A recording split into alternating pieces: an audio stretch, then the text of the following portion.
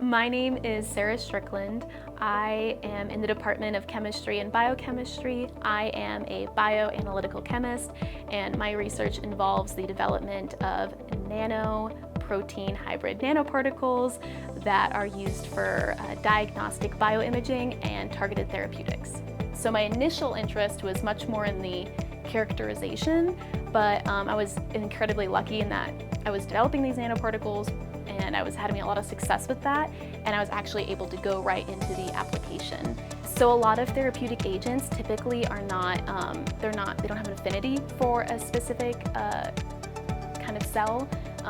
There's this concept of druggable targets, and a lot of biomarkers and receptors, they're not easy to drug based on their location or their shape.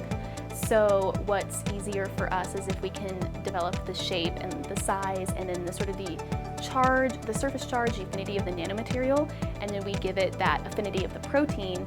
So in some cases, I can make these nanoparticles photoluminesce or glow, and I can use that for bioimaging of certain cells like metastatic breast cancer or triple negative breast cancer.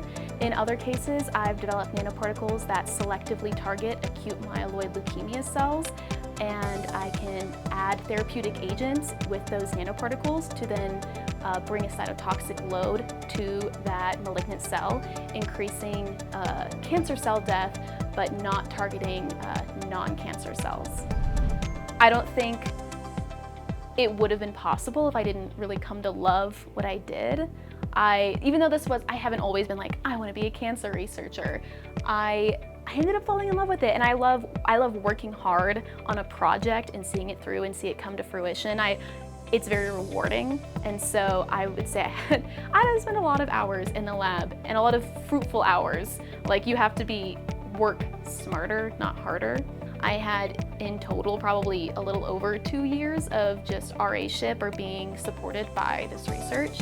And then for my last year, I was able to, through that TSM grant, fully fund all of the research that I did. So that allowed me to fully focus on just my research and do that hard work that I was talking about.